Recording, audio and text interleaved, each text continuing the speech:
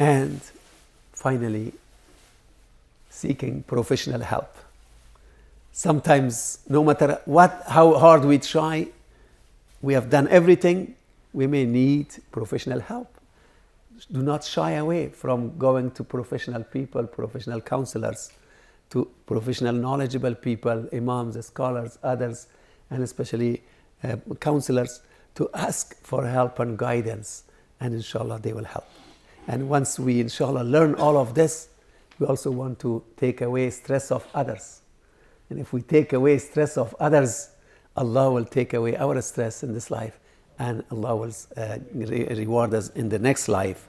And that way, the life of a true believer becomes a winning situation.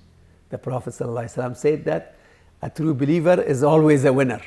If he faces problems, he will show patience and he gets rewards.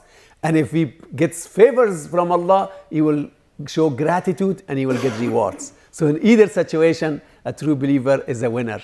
May Allah help all of us to become winners in both lives and overcome our stress and help others to overcome their stress. آمين يا رب العالمين وأقول قولي هذا وأستغفر الله لي ولكم ولسائر المسلمين.